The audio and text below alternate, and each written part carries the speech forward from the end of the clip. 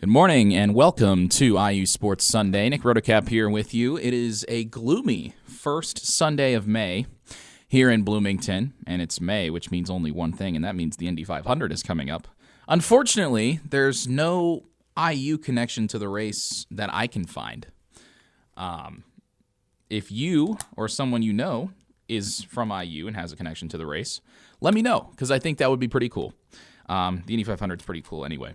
But we've got a lot to talk about today, and we'll start with a story from IU Sports Illustrated writer Todd Golden, not the Florida basketball coach, different Todd Golden, much older and more experienced when it comes to covering Indiana athletics than the Florida basketball coach would be.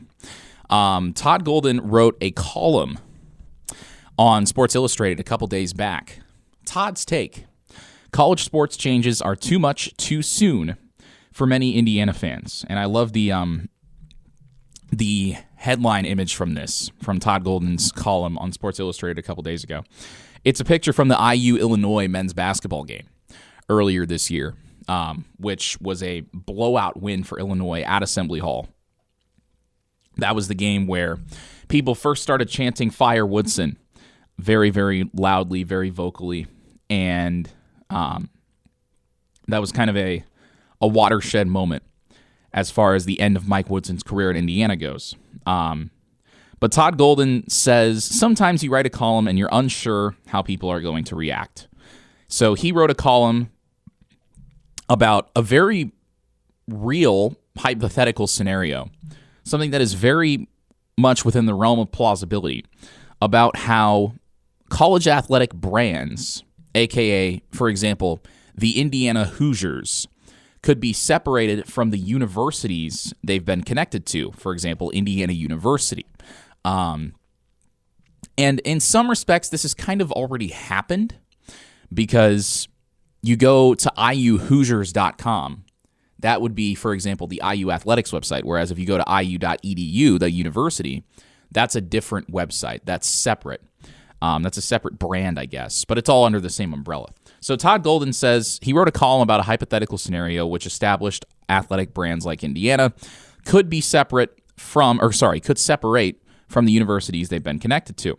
And the idea is that these really big athletic programs like Indiana and other power conference athletic programs, not just Indiana, are so recognizable they could stand on their own without being connected to the student-athlete model, which is something that I've been talking about on this show for a while here on IU Sports Sunday, saying that the student-athlete model is no longer really a thing. It's no longer relevant, and ultimately, college sports has just become already a developmental league for professional sports.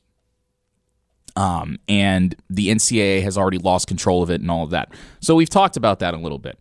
But this column from Todd Golden, the Indiana Hoosiers on Sports Illustrated writer who is soon to retire, he announced his retirement, I think, a few months back, if I remember right. Todd Golden said that he was inspired to write it after something that we talked about on this show last week, which was that Kentucky Athletics, the University of Kentucky, was turning its athletic program into an LLC, which opens the door for private equity and for a privatization of a college athletic department, which allows them to more efficiently handle revenue sharing when that hits athletic departments this fall. So that was the impetus for Todd Golden writing this column. And he continues, Todd does, saying that separating Indiana Hoosiers from Indiana University is very radical. And sometimes when readers are introduced to a radical idea, they can turn on the messenger, not the message. In this case, people would turn on Todd Golden for writing this column rather than recognizing that maybe he's not the problem and that the message itself is the problem. The fact that we're even talking about this is a problem. But it comes from a place that is very real, I think. And he said that the reaction to the column in which he talked about Indiana Hoosiers separating from Indiana University is interesting. He said the message from many, quote, was that they are well beyond enough is enough territory and well into I'm out resignation as the changes in college athletics continue to buffet the very definition of how we perceive college sports to begin with. In that the whole amateur student athlete model of college sports is so far gone now that people are just giving up on it. Some examples of comments Todd Golden provides in this column include, they're slowly losing me as it is. With no student athletes and no school loyalty, I don't even watch. I would lose all interest. Barely holding on now, so no, with 5 exclamation points. Sadly, if this came about, the team and the Big Ten would just be another semi-pro group with no real connection to the college other than their name. I'll stop watching and buying tickets. And my favorite, we all know that it's the almighty dollar that drives the NCAA, conferences, and universities. But this road Kentucky has taken could be the death of college athletics. Yeah. Todd Golden continues saying that most of these people have reacted negatively to the premise of Indiana Hoosiers separating from Indiana University. But I'm saying that, at least as far as I've seen it, it's kind of already happened.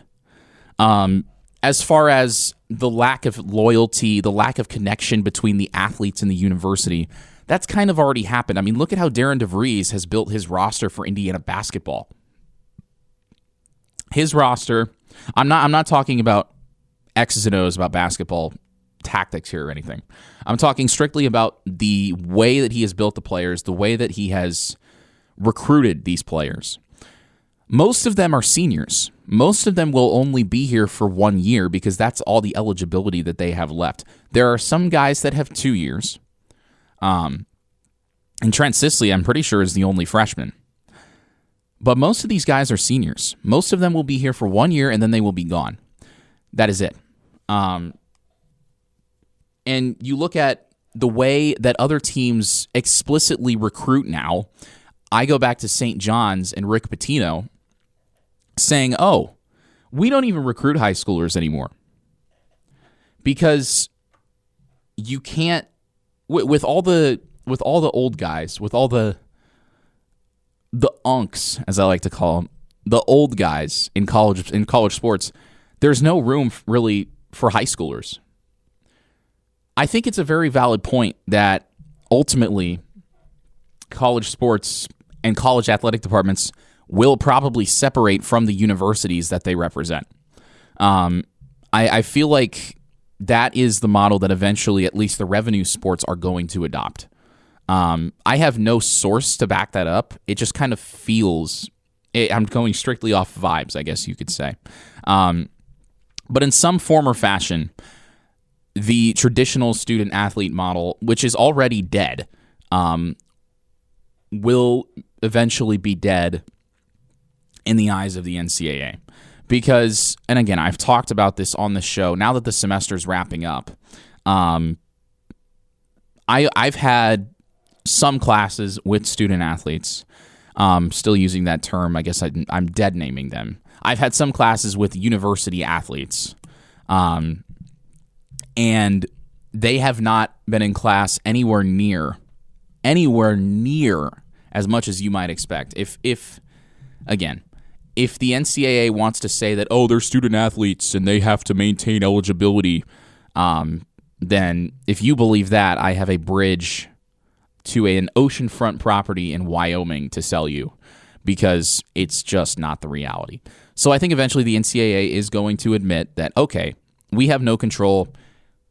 We are going to allow the athletic departments to separate from the universities, as Todd Golden of Indiana Hoosiers on Sports Illustrated suggests might happen. And you're going to see declining fan interest, I think, especially from the older crowd, because there used to be a time, which sounds so weird now, but there used to be a time when, the athletes used to stay at the same school for 4 years, and fans used to build a connection with those players because they could go in and watch them year over year and they would still be there. I don't know. That seems like such a foreign concept now. But fans used to be able to identify with their players. And the players used to have a connection to the university beyond a paycheck. And it's so obvious. I mean, I just go back to watching Indiana basketball. I watched so many of those games in person. For student radio, for WIUX, I went to Nebraska. I went to Iowa. Those were really long trips. But I went. And you could just kind of tell that even though the players were getting their butts kicked, they didn't really care because they had already cashed the paychecks. They didn't care about the name on the front of the jersey. And I know that Indiana obviously does not have names on the back of the jersey because the name on the front is the only one that's supposed to matter. But it seems like some of those guys from last year's roster for Indiana basketball were only here because of the paychecks. And I know that that's not exactly shocking, but it's just that when that team got down, there was no, okay, let's play to represent Indiana as best we can. There was nobody animated on the bench. There was nobody trying to light a fire under everyone else. It was just resignation and defeat. And you looked over at the bench. I remember this especially at Iowa because the Nebraska game was close for a while until about 6.5 minutes, and then Indiana just couldn't make a shot for the rest of the game. But the Iowa game was ugly from the jump. There was no effort. Everybody on the bench was just kind of, well, stare at the floor, head in your hands, slouched over, staring off into the abyss, waiting for the clock to hit 0 because you've already gotten paid. And this goes back to what Steve Alford talked about 2 months ago at the Mountain West basketball tournament, talking about how the players, the current model we have is teaching bad life lessons to players. It's saying, oh, hello, you 18 to 23, 24-year-old college students. How would you like to get money without ever actually having to do anything? Because that's what happens. These players get money before they play a game. So it teaches them that, oh, you will be paid based on your potential rather than your production. And your value will be significantly inflated from what it probably should be because that's just the way it goes. There's no rules. So you can make however much money you think you're worth if somebody's going to pay you, and more often than not, somebody's going to pay you because people think that money solves all their problems in sports. It doesn't. But people think that it does. That's a big part of how Indiana built its roster last year, was just throwing money at people. I'm sorry. There's no universe where Oumar Ballo was worth $2 million, but that's about how much he got. There's a universe where somebody thought Trey Galloway was worth $500,000. That is insane. But he got that money before he ever produced, so why would he try? I know he tried a little bit late in the season, but Trey Galloway also made a lot of stupid mistakes. And again, I think that criticism is fair because somebody paid him $500,000 to make those mistakes. So all this is to say, the players playing for paychecks is something that has been happening now, and it is going to continue to get worse. And if Todd Golden, I think this column, even though it seems kind of absurd, has some truth to it, that, there's a chance the athletic departments will be completely separate from the universities. Again, the branding is already kind of separate, like IU Hoosiers and IU.edu. Those are two separate websites because Indiana Athletics is separate in name from Indiana University, but they're under the same roof. There's a chance they won't be under the same roof. And I think the loyalty problems that you have with players and the universities they're only going to get worse, and you're only going to see more fans continue to drift away from college athletics because they won't recognize any of the players, because the rosters will be completely different year over year. And I think ultimately it's going to lead to the death of college sports. If it hasn't already started, it's going to be exacerbated by this problem. You're listening to IU Sports Sunday. Welcome back to IU Sports Sunday. Nick Rodicap here with you. It is May 4th. It's Star Wars Day, which is cool. May the 4th. Didn't even realize that was today until about 2 seconds ago. But it is. So if you're a Star Wars fan, which admittedly I am not, happy Star Wars Day. Anthony Leal wants another year of college eligibility. That is real. Jeff Rabjohns of 24/7 Sports, who I have opinions on, but I will leave those opinions out, reports that Anthony Leal is applying for an additional year of collegiate eligibility, which, as much as Indiana fans far and wide love Anthony Leal, really? Are you sure? Because Leal was a fifth-year senior last year.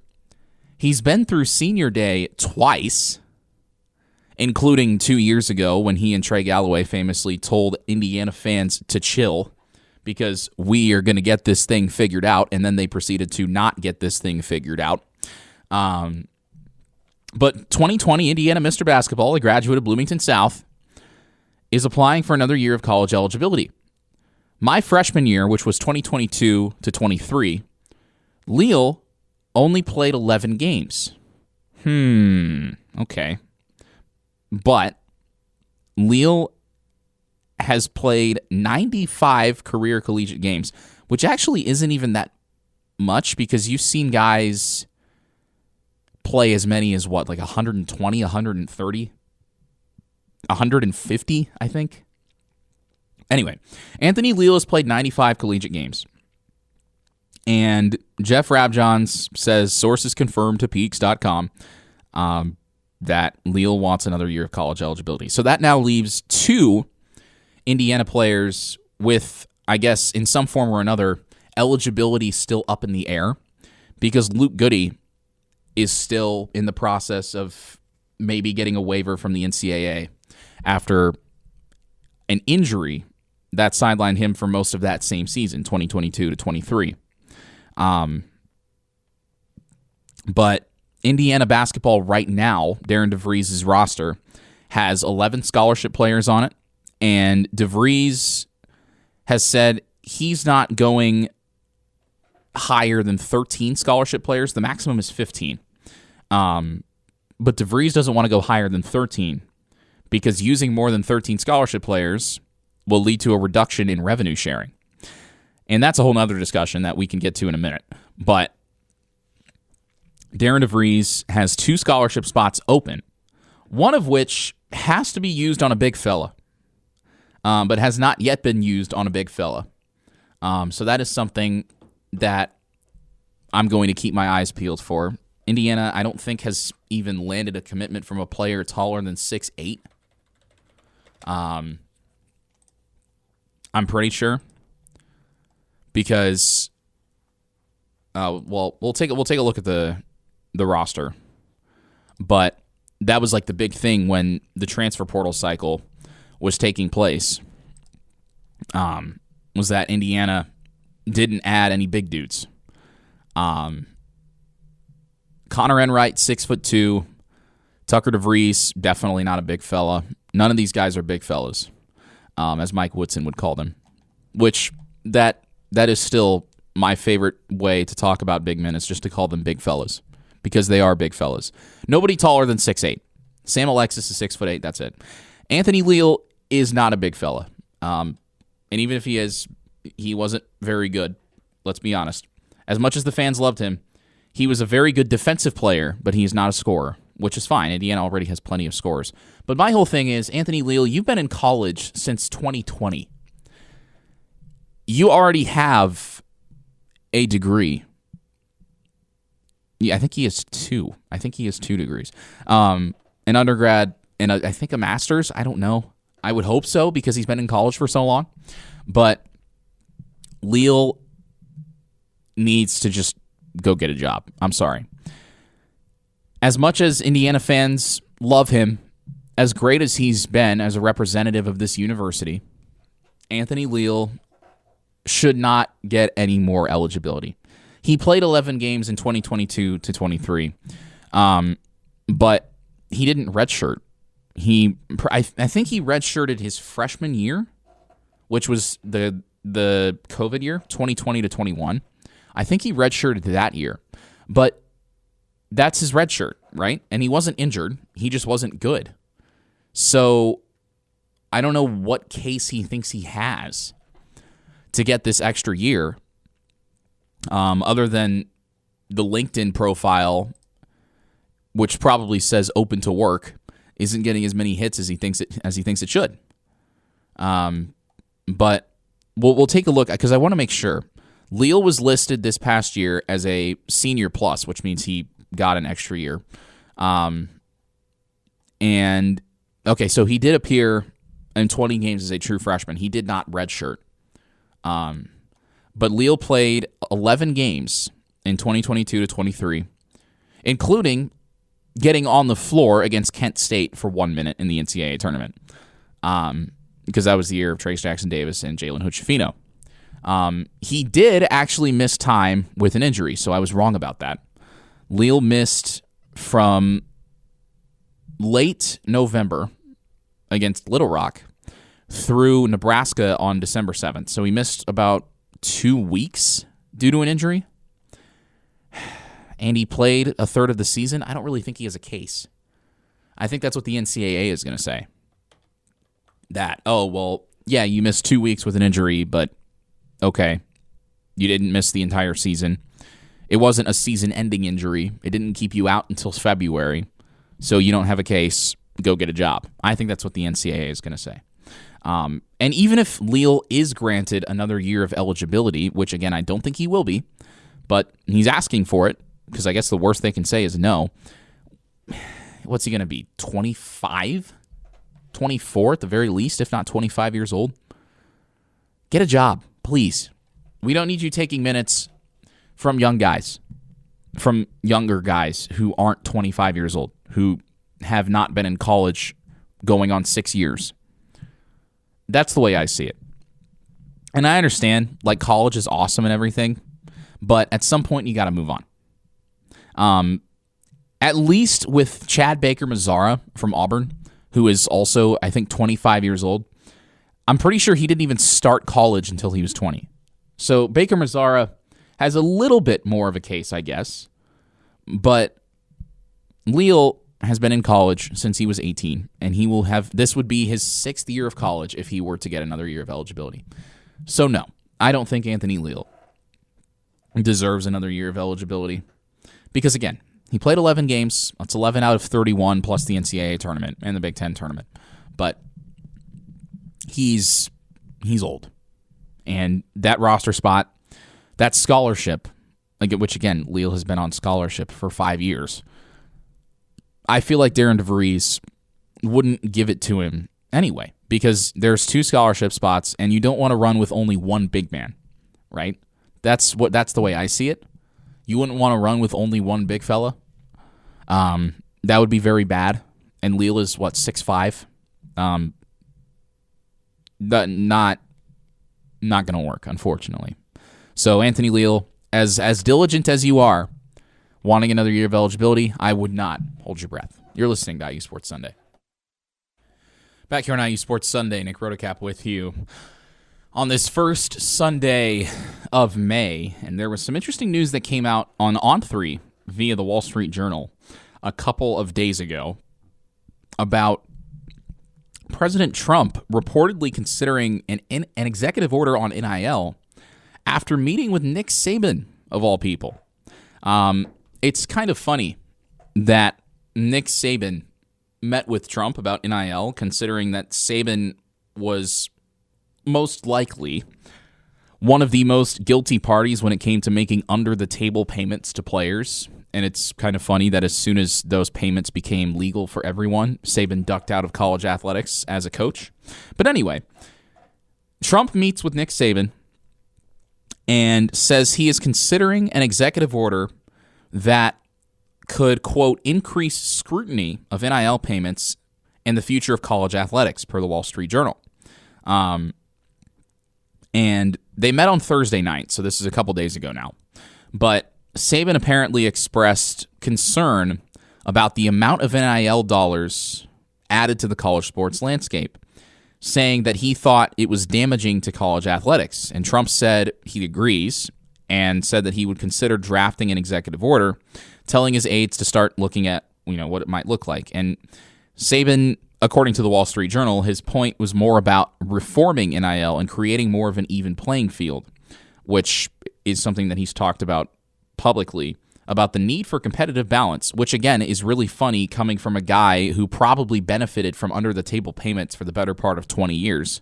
But anyway, how else do you think Alabama was such a dynasty for so long? He's a great coach, but he definitely had some help.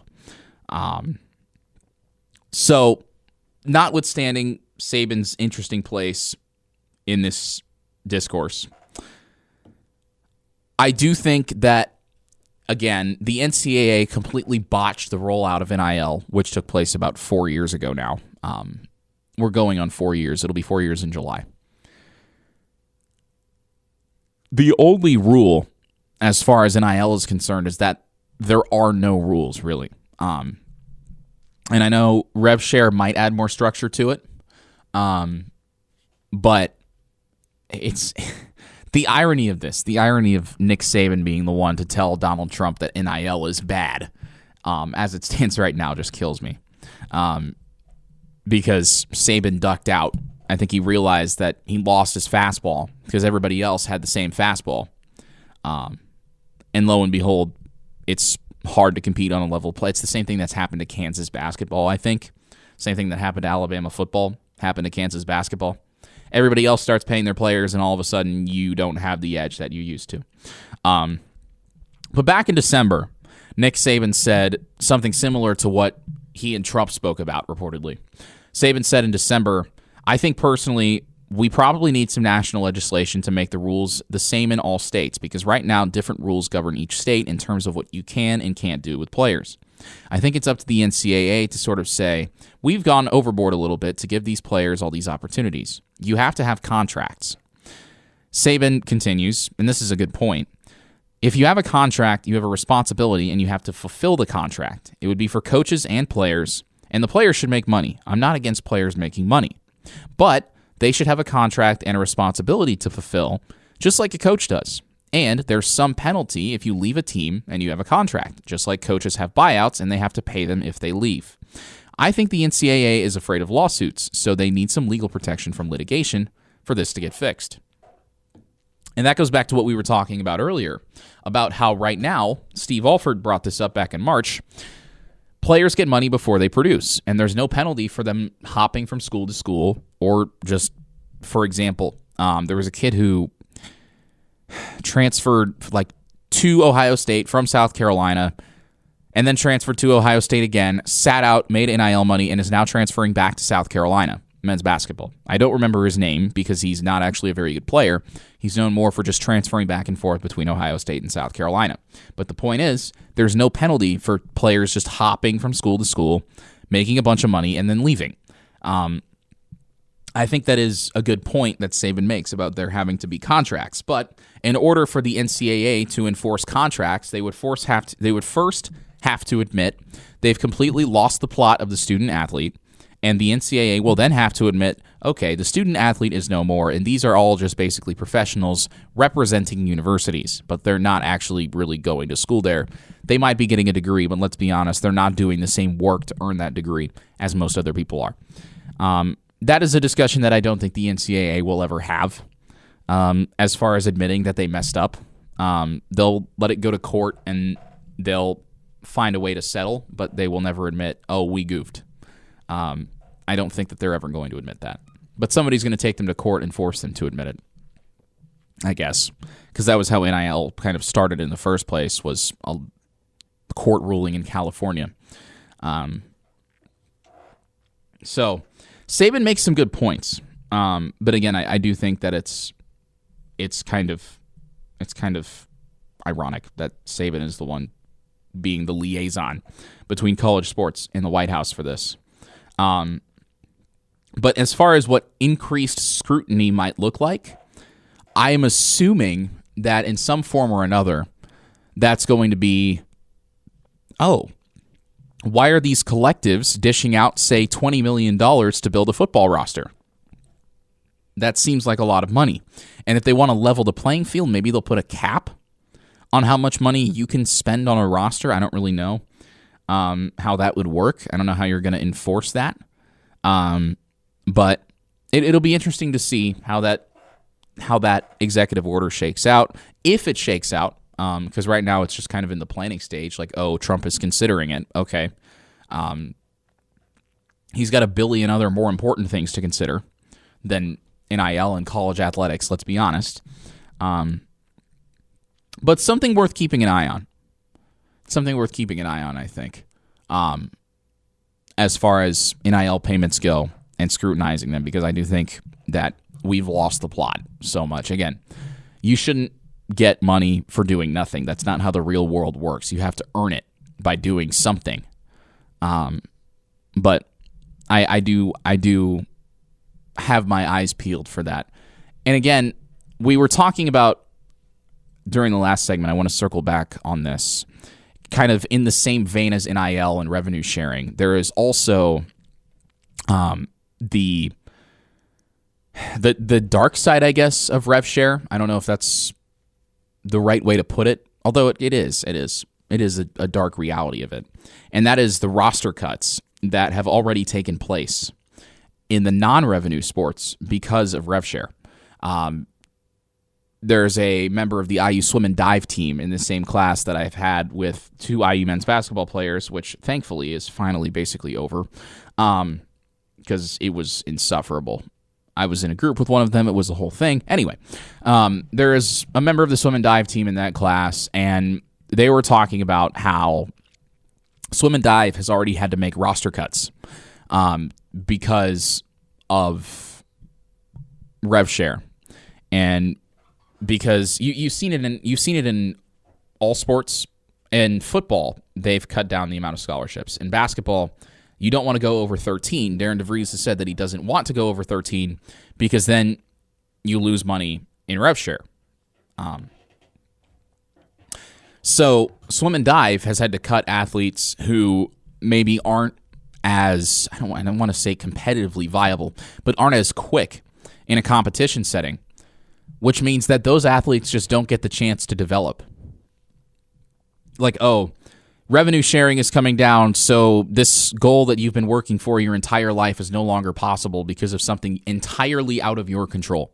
That's basically what you're telling these athletes. And IU Swim and Dive is one of the most elite swim and dive programs in the country.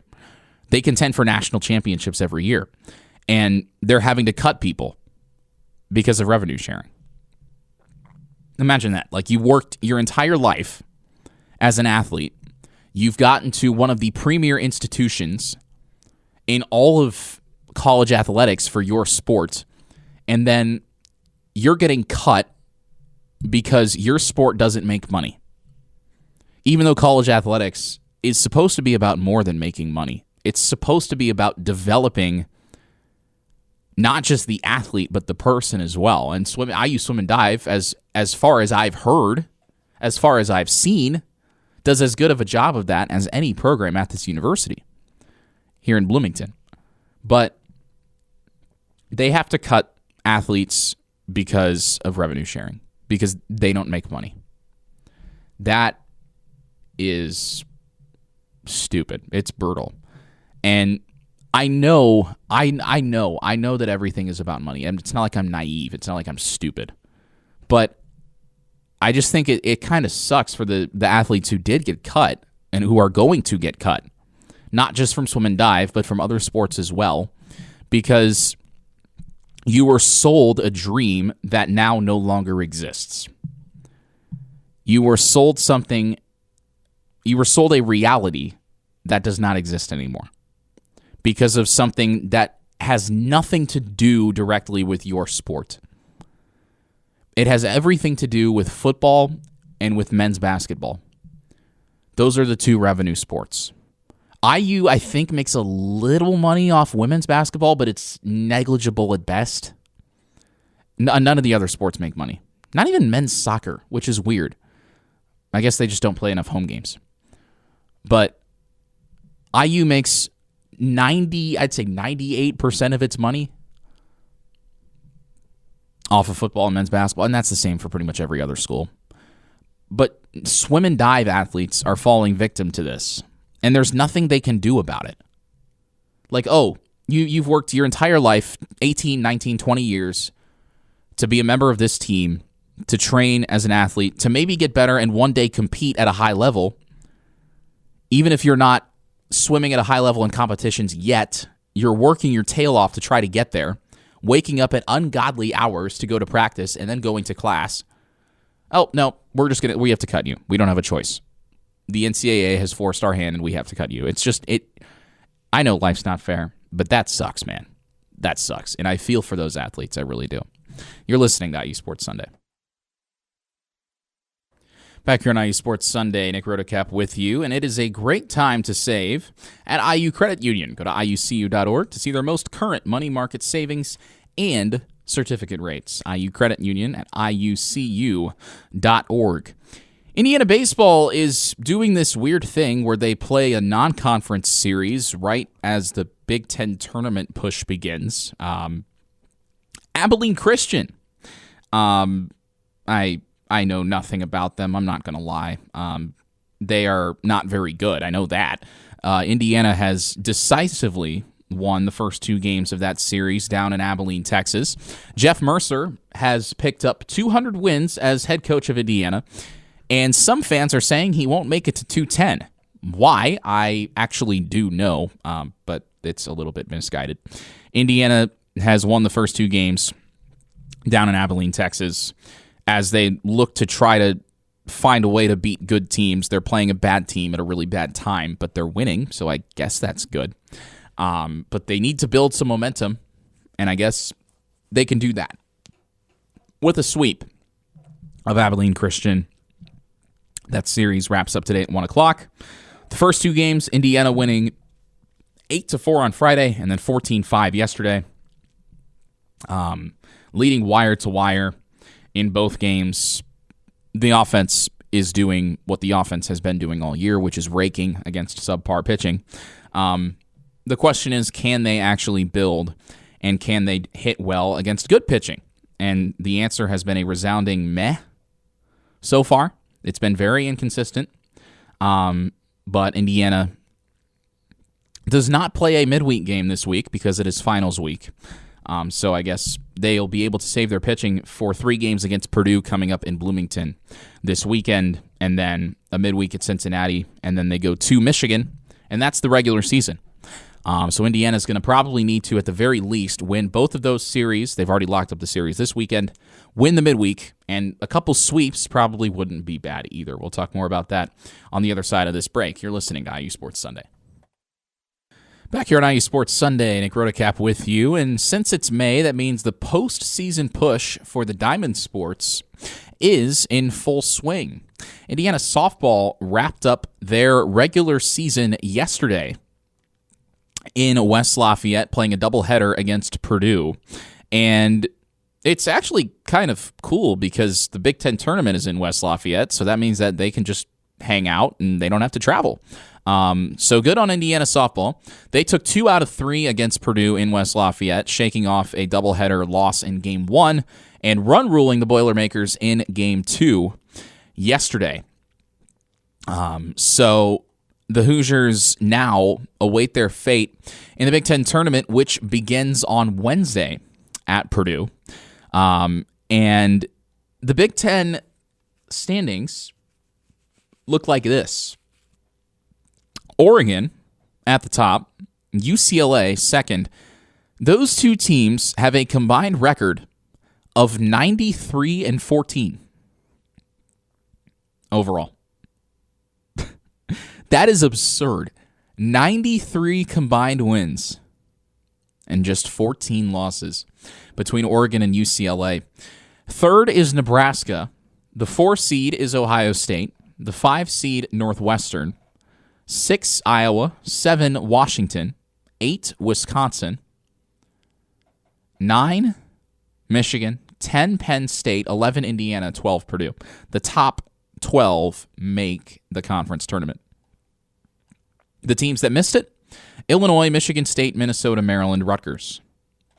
So the number 1 overall seed is Oregon, and we'll see. I would think that the conference has released... Oh, they haven't released the bracket yet. Well, it is the top 12 teams that make it. So we'll take a look at what this bracket is going to look like. The conference has not released the bracket yet.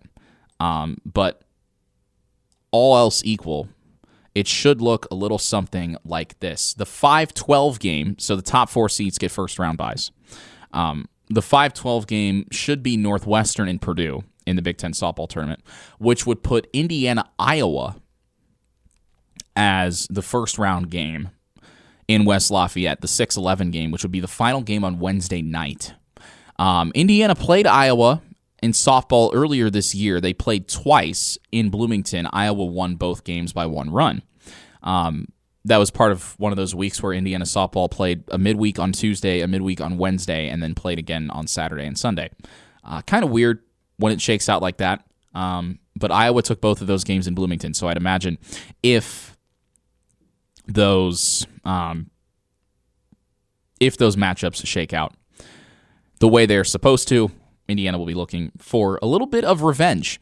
And then the winner of the 6-11 game plays the 3 seed, which will likely be Nebraska.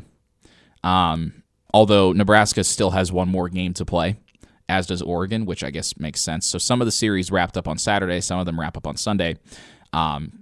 You would think the Big Ten would build in an extra day, but I guess not. So it looks like it'll probably be Nebraska that Indiana would play if they beat Iowa. But that's a big if. The thing about it is that it's single elimination, which personally I don't like, because one softball game, okay, sure. I like the Big Ten baseball tournament format from last year, which was 8 teams, double elimination. I feel like double elimination is better for baseball and softball. It's just better for the diamond sports because there are so many weird things that can happen over the course of a baseball or softball game, and I don't know. I just feel like a 1-game sample size isn't really that good. But your early favorites in the Big Ten tournament are, of course, the 2 classic Big Ten softball powerhouses of Oregon and UCLA. And shame on you if you didn't think Big Ten softball when you thought of those 2 teams that, let me check my notes here, are on the West Coast. Shame on you. You look at their combined record still, 93-14 just doesn't look real. But I guess it is. Indiana is a perfect 12-0 in neutral site games, which is weird because the only other team that is undefeated in neutral site games is Oregon, 13-0. So if you're looking for a team to make a run in the Big Ten softball tournament, Indiana hasn't lost a neutral site game all year. Something, I guess, to keep an eye on. But the Big Ten softball tournament gets underway on Wednesday with the first round. The quarterfinals begin at 11 a.m. on Thursday. Every single game of the Big Ten softball tournament will be broadcast on the Big Ten Network. And if you can't catch Indiana's games there, then you can catch all of them on iuhoosiers.com/audio as well. Keep your ears peeled because there may be some voices there that you recognize. As far as Big Ten baseball is concerned, Indiana, again, not playing a Big Ten series this weekend. Every team has a bye week. As far as playing a conference opponent is concerned, Indiana's bye week happens to be really late. It is this week. Last year, it was the end of March. So we're about 5-6 weeks later this year than we were last year. And Indiana coming off of being swept at Iowa. I had talked at length on this show about how I didn't think Iowa was very good. So naturally, Iowa makes me eat my words and sweeps Indiana in Iowa City. So thanks, Iowa, for that. But the Hawkeyes have lost 3 in a row. They lost at home to Illinois State in their midweek. And then they're at Washington right now, and they've lost the first 2 games of that series as well. All low-scoring pitchers' duels, as you might imagine, given that Iowa is the best pitching team in the conference. But the Hawkeyes may have played their best baseball against Indiana, although Washington has actually been really good in Big Ten play, which is weird because they had a horrible non-conference, just putrid. They're 5th in the Big Ten, but they're only 6 games above 500. Which is weird because you look at Michigan, the team right below them in the Big Ten standings. Michigan is 11 games over 500, but 2.5 games back of Washington. Big Ten baseball is strange. Michigan, though, yesterday in the world of Big Ten baseball, beat the snot out of Ohio State. It was bad. It was, I think, 21-0 in the third inning. That is a real score. I may actually be giving Ohio State a little too much credit. It was 23-1 in 7 innings, Michigan over Ohio State yesterday. In Columbus, Michigan scored 16 runs in the 4th inning. It was 2-0 after 3 and 18-0 after 4. And Michigan only had 13 hits, which tells you that Ohio State's pitching staff, shocker, given that they lost pretty much every single productive arm from last year, Ohio State's pitching staff is not very good, which we knew when they came to Bloomington about 8 weeks ago now. I think 6 or 7 weeks ago was when that series took place. Indiana, though, no such troubles against Abilene Christian in the first 2 games, although yesterday they did commit 3 errors, but when you score 14 runs, you kind of cancel out the 3 errors. So Indiana is now 5 games over 500 once again, 26-21 on the season. But as far as, record is concerned, as far as resume is concerned, just kind of treading water. Abilene Christian, if you look at the RPI, is not very good. 206th in the RPI. So these are not exactly quad 1 games or quad 2 games or anything like that Indiana's playing this weekend, which is a shame because you could really use a resume booster right now. But again, with the way the bye week shakes out, you need to find a team that's available to play you, and it just happened to be that Abilene Christian was available. Problem is, we were talking about Ohio State as far as their spot in the Big Ten standings. They are near the bottom, if not at the bottom of the Big Ten standings. They are 217th in the RPI. Abilene Christian, 206th. So that's the kind of caliber that they are. They're just not very good. Indiana right now is 72nd in the RPI, 2 spots below Iowa, which is why that sweep that Iowa got over Indiana was so big. Iowa was very beatable in the first game of that series, in the Friday night game. Indiana lost that one 2-1 in 10 innings, but then got mercy ruled in back-to-back games after the extra inning loss, 13-2 and 10-0, 7 innings each game. So, yeah, you lose your chance on Friday night. Iowa takes that. They run with it. Momentum is real, and Jeff Mercer says it's not, but I think momentum is real. It shows. It shows, especially in baseball. I think momentum is very real. So, Indiana 2 spots below Iowa in the RPI. Iowa's not even the highest team in the Big Ten, not by a long shot. Nebraska is higher than them. Washington is higher than them. Michigan is higher than them in the RPI. Xavier has cratered. Xavier was up in the top 5 for a little bit. They've since come back down to earth, now at 41st. But as far as the Big Ten is concerned, pretty weak NCAA tournament prospects, which is kind of normal. The Big Ten usually does not get a lot of teams into the field. You will see those numbers inflated a little bit this year because of the West Coast schools, but don't fool yourself. The Big Ten, still not a very good baseball conference. UCLA, 12th in the RPI. Oregon, 26th. USC, 35th, which again, if you remember back to late March, Indiana had a chance to win the series against USC in Bloomington, was up 12-3 in the 5th, and then blew it and lost 13-12, giving up all, what would that have been, 11 of those runs in the final 4 innings. That was pretty embarrassing.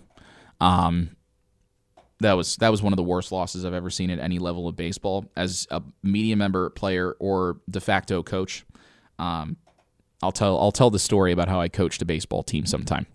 But USC 35th in the RPI. Indiana had a chance to beat them twice, couldn't do it. Michigan is 52nd. Those 2 teams, Indiana and Michigan, will meet in the final week of the regular season. That will be a big series. Every series is big, but this series against Michigan will be huge. If Indiana can sweep that, then you're talking about potentially squeaking into the field as one of the last teams in. But outside of that, and of course beating Cincinnati, sweeping Abilene Christian, winning 2 of 3 against Purdue, you need all of that, and you'll probably need some help, maybe from a couple bid stealers to get in at this rate. Because right now, as far as the RPI is concerned, Indiana is the 8th highest team in the RPI in the Big Ten. Last year, the conference got 3 teams into the field. 3. Even if you take out the 3 West Coast schools, actually all four are ahead. All 4 are ahead of Indiana. Washington is 67th. We talked about USC, Oregon, and UCLA all in the top 35. You take out the former Pac-12 schools, and still ahead of Indiana, you have Michigan, Nebraska, and Iowa. Those would be your 3 from the old Big Ten to get in. Indiana would be one of the first teams out, although they have risen 11 spots in the RPI since we last checked on them. But again, you would like to be playing somebody a little bit more formidable than Abilene Christian if you're Indiana. Unfortunately, that's not the way the schedule shook out. But Indiana, 12-12 in Big Ten play, that's not going to get you into the NCAA tournament. You are going to have to, at bare minimum, win your final 2 conference series and win the midweek against Cincinnati. If you sweep both, basically if you win out from today through the rest of the season, you have an outside shot at an at-large bid, but you will need some help. It's not impossible, but the early season losses did not do Indiana baseball any favors whatsoever. You're listening to IU Sports Sunday. Back here on IU Sports Sunday, Nick Rotacap with you. It's a great time to save at IU Credit Union. Go to iucu.org to see their most current money market savings and certificate rates. iucu.org. The Big Ten has announced IU basketball's conference opponents for next season. And it is an interesting slate. Only 3 home and homes, because in an 18-team conference, is it even really a conference anymore?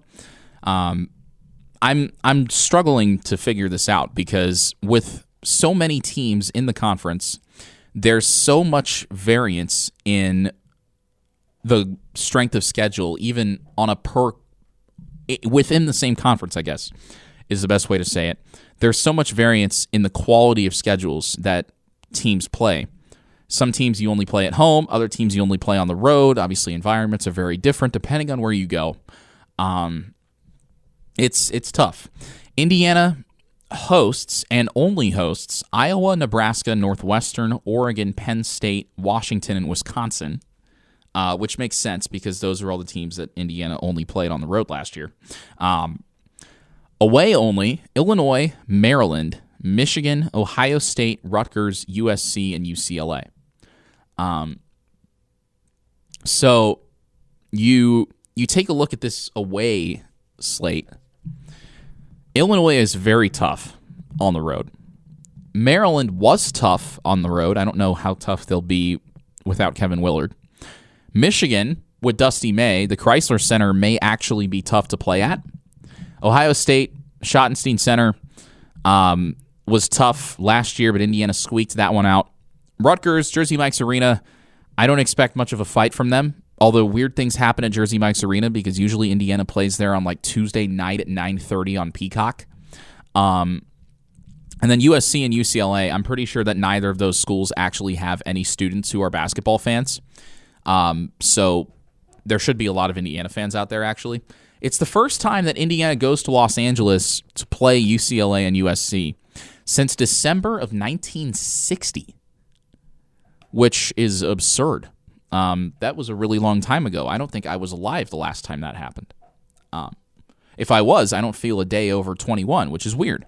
But Indiana plays Michigan State, Minnesota, and Purdue home and home. So Indiana goes back to the barn, back to Minneapolis, and home and home. So always a nice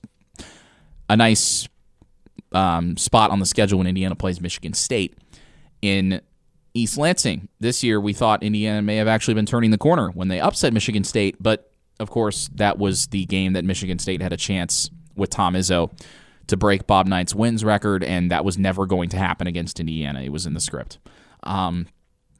So, an interesting schedule. Times and dates still yet to be announced. But hosting Nebraska, not having to go back to Pinnacle Bank Arena, I think is big for Indiana. Not having to go back to Welsh Ryan Arena, not having to go back to Oregon or the Kohl Center, because, of course, Indiana hasn't won at the Kohl Center since it opened. That was back in, 1998?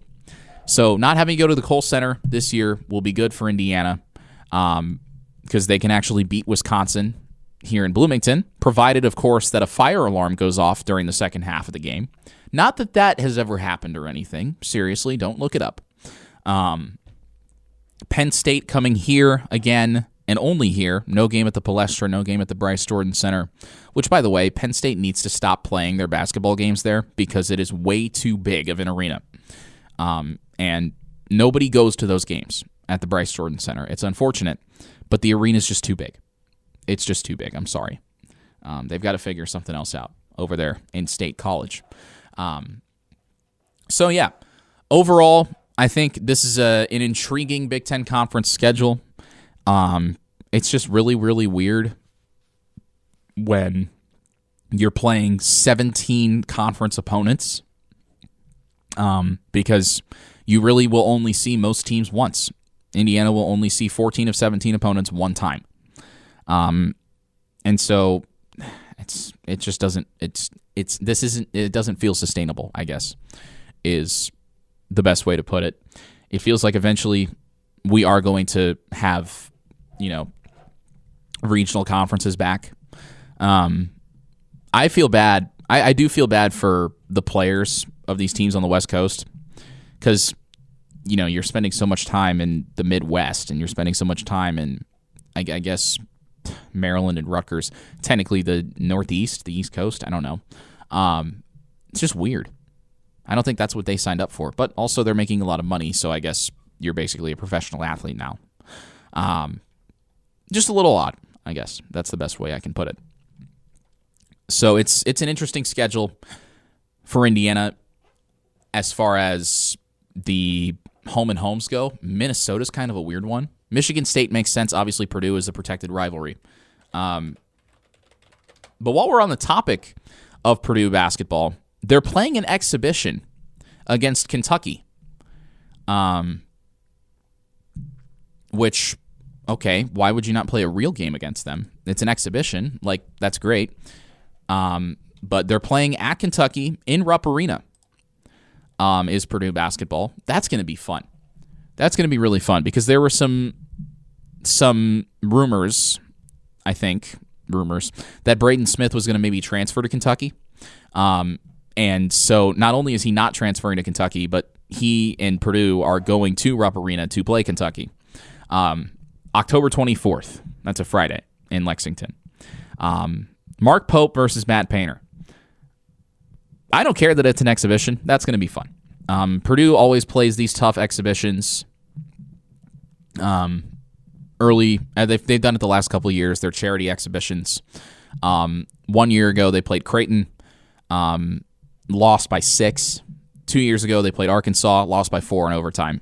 Those are exhibitions. You don't want to put too much stock into those results, but that's going to be a fun matchup to see Braden Smith in Rupp Arena against Kentucky. Should be very cool. Should be very, very cool to see. Kentucky fans were joking that, we get to play the best basketball program in the state of Indiana. How nice. That got a chuckle out of me because, historically, and at least as far as recent history is concerned, they're right. It got a chuckle. I'd be lying if I said I didn't. If I said I didn't laugh a little bit at that. Also, in the realm of schedule announcements, Indiana men's soccer. That schedule came out relatively recently. Came out on April 30th, as a matter of fact. Indiana will host Clemson. We already knew that in the season opener. August 21st. Mark your calendars. I know this is a bunch of dates being thrown at you. But Indiana will host Clemson and USF, University of San Francisco. SFU, USF, I don't know. USF is South Florida. But Indiana will play Clemson to open the season. Other notables include the yearly trip to Notre Dame. Indiana plays the Irish on September 7th. That is right after a return trip for St. Louis. Indiana went out to SLU last year. St. Louis comes here this year. That is on September 3rd. So that'll be a fun 2-game stretch because St. Louis is always really good. As far as the IU connection, Joey Mayer was a defender for IU. He went to St. Louis. He transferred to St. Louis as a graduate student, played there last year. Is out of eligibility now, I believe. But St. Louis and Notre Dame, first week of September, that's going to be a fun couple games. Penn State in Indiana, those teams met for the Big Ten title a couple years back. That game is September 19th. UCLA comes to town, and Indiana goes to Washington. That is in late September and early October.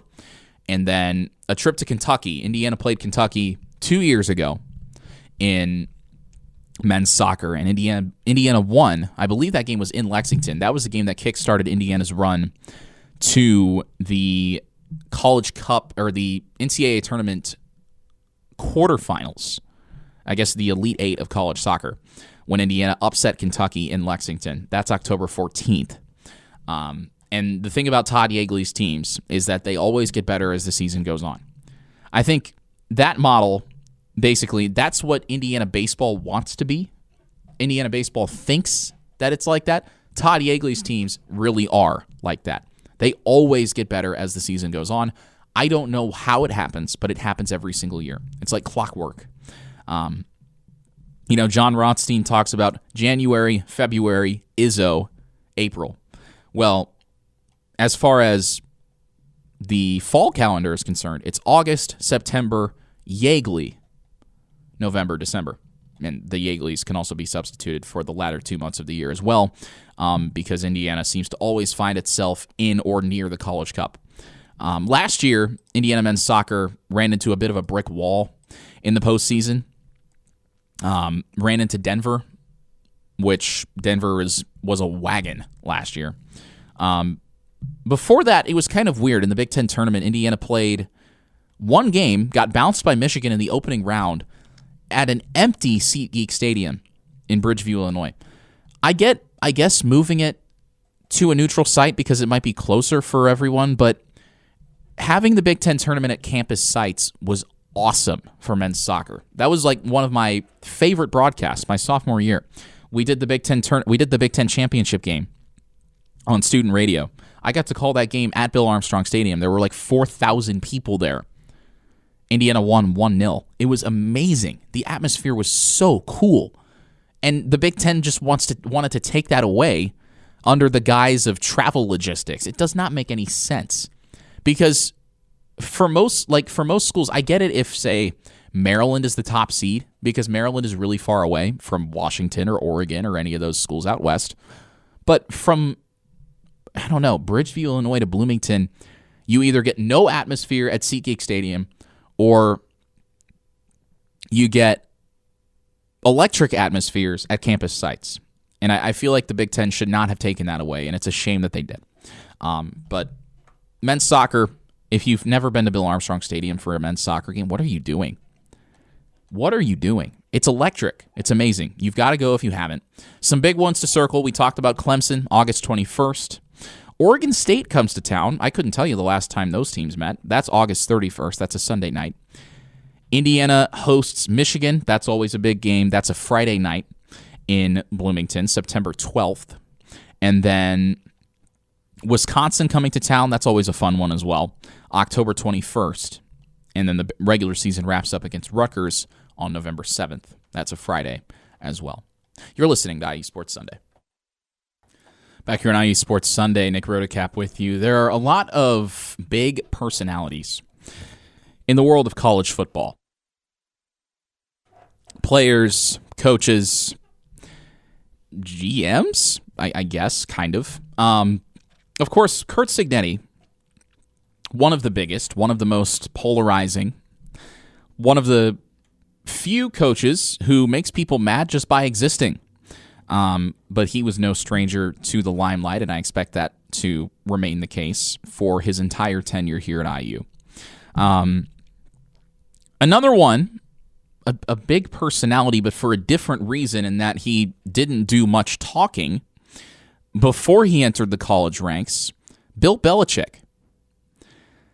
But this situation with him and his girlfriend so strange. And the reason it's strange, I'm not talking about the age gap. I'm not talking about the nature of their relationship. I'm talking about the fact that this is a guy in Bill Belichick who was known for in his NFL career for running an extremely tight ship in New England, in Foxborough.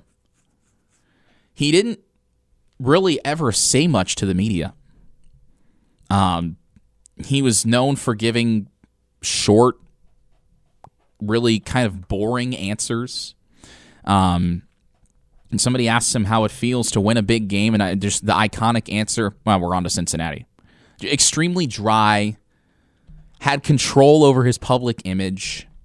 Some people called it what he had in New England, a dictatorship. And then the moment he gets to North Carolina, and there was nothing, before he got to North Carolina, there was almost nothing public about his personal life. And then he does this interview with CBS, and his girlfriend, Jordan Hudson, is like, oh, we're not talking about how we met. And CBS runs that in their interview, and it's a whole thing. It just feels very odd.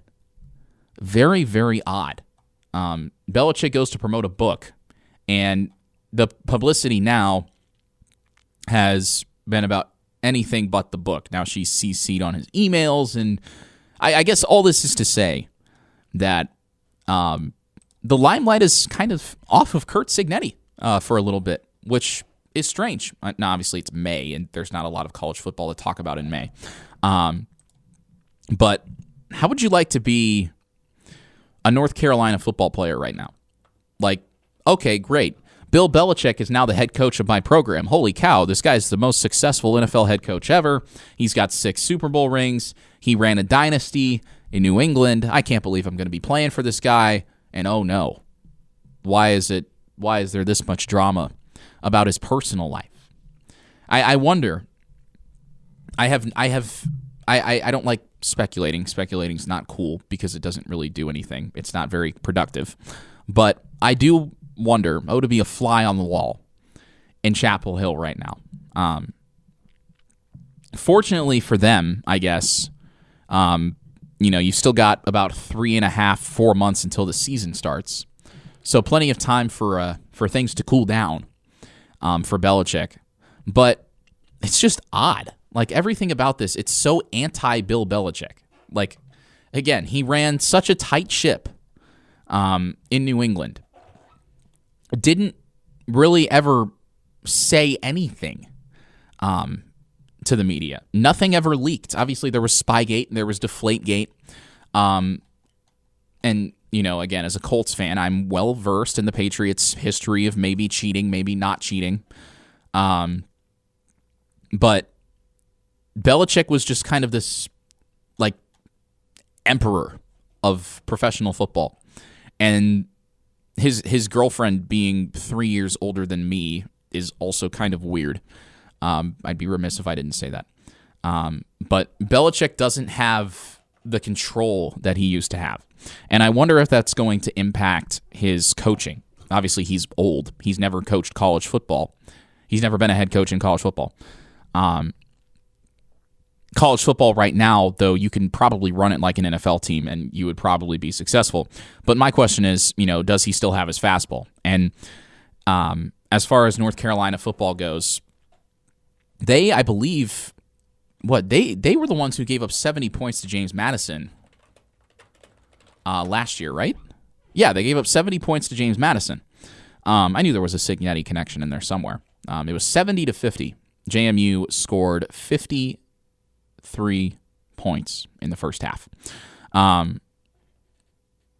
But yeah, there was a Cignetti connection in there somewhere. Obviously, Cignetti wasn't at JMU last year, but UNC played James Madison last year.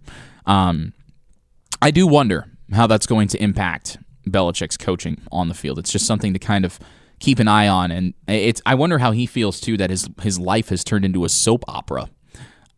Considering he was so anti-theatrics and anti-soap operas for so long in the NFL. But much like a lot of things in college sports, it just all kind of has devolved into a circus. You're listening to IU Sports Sunday. Back here on IU Sports Sunday, Nick Rotocap with you. We were talking about how the postseason push for the Diamond Sports, baseball and softball, kicking into full gear here as we enter the month of May. And Indiana softball has actually a decent amount riding on the Big Ten tournament. They could solidify their place in the NCAA tournament with a win or two at Purdue in the coming days. That, of course, being the host site of the Big Ten softball tournament. Indiana, in some projections, is one of the last four into the field. One projection has them going to LSU. Now, these regionals are not adjusted for geography, but the last four include Indiana, Iowa, Nevada, and Georgia Tech by some projections. And what's interesting about Indiana, Iowa is that those teams may meet in the Big Ten Conference tournament here in a couple days. As you look again at the Big Ten softball standings, the top 12 teams make it into the Big Ten tournament. And Iowa right now is 6th. Indiana is 11th. Iowa still has one more game to play. So it's not final just yet. But if the Big Ten season were to end for everyone today, Indiana's Big Ten season is over. Iowa still has one more game to play. If the season were to end today, Indiana and Iowa would go head-to-head in the first round of the Big Ten softball tournament. Again, Iowa played Indiana earlier this season, twice in Bloomington, and the Hawkeyes won both games by one run. That's something to keep an eye on, because that game could potentially be the difference between being in the field and being out of the field. Those head-to-heads, if Indiana plays Iowa 3 times, loses all 3 times, and both teams are on the bubble, the committee's probably going to look at that and say, okay, Iowa's the better team, they get the bid. That is something to bear in mind, and I'm sure Indiana knows that as well. But on the flip side, if Indiana were to win in the Big Ten tournament and were to beat Iowa in the Big Ten tournament and then give whichever top 4 seed they would play in the second round a run for their money, the committee might do what they did. Different committee, obviously, but that's what happened with Indiana baseball last year. Oh, they're playing well, they're playing good teams, and they're playing them close. Let's give them one of the last 4 bids. That's what happened for Indiana baseball last year, and you could see something similar happen for Indiana softball this year as well. Indiana softball is an interesting team because they're one of the best offensive teams in the country. At least for a good chunk of the season, they led the nation in doubles. Not led the conference, led the nation in doubles and batting average. They are still at the top of the nation in team batting average by a wide margin. 21 points higher than second place Florida State. Indiana as a team is batting .380. And leading the charge is one of the greatest players in Indiana softball history, Taylor Minnick. She's hitting .504, which is second in the nation. .504. Absurd. Now, the numbers in softball as far as individual stats, batting average, ERA, are a little bit more eye-popping than they are in baseball. That's just the nature of the sport. But Taylor Minnick, .504 for a full regular season is insane. I don't care if the numbers are inflated. I don't care if the highs are a little higher and the lows are a little lower. That is extremely impressive for Taylor Minnick. Indiana still also leads the nation, the only team with more than 2 doubles per game. 2.15 doubles per game. Second place is McNeese with 1.95. So if you like offense and you like postseason sports in college, Indiana softball is a team to watch. Is a team to watch for you. Usually, pitching will carry you further in the postseason. When, as far as the Diamond Sports are concerned, that goes for any level. But if Indiana's offense gets hot, man, I'm telling you, they could be a very, very fun team to watch. So the Big Ten softball tournament, again, gets underway this Wednesday. Indiana likely will be either the 11 or the 10 or 11 seed. They cannot be higher than 9th, but you need a lot to go right on the final day of the Big Ten softball regular season for that to happen. Indiana will probably be a 10 or 11 seed, which means they would play one of the later games on Wednesday in West Lafayette. So, postseason Diamond Sports, always fun. Indiana softball, very successful in the postseason, made the NCAA tournament each of the last 2 years. We mentioned Taylor Minnick, Bree Copeland, those players who have led this program for the last handful of seasons, making their final go-rounds in an Indiana uniform this May. Their careers will come to a close, but they will go down as two of the most decorated players, not just, I would say, in Indiana softball history, but in Indiana athletics history as well. Speaking of postseasons, the Pacers, the Cavs, the Eastern Conference semifinals get underway today. 6 o'clock, I believe, is when that game gets underway in Cleveland. It's game 1, best of 7. The Cavs favorited by pretty much everyone, but give me the Pacers. Give me the Pacers in 7 because it would be really cool, actually. The Pacers have been drawing the ire of people. Tyrese Halliburton's dad doing what he did probably wasn't the smartest move. But you know what? I'm just glad the Pacers are winning again because hearing Mark Boyle call that series-clinching game against the Bucks, that finish was amazing. You can catch those games right here on WGCL. You've been listening to IU Sports Sunday.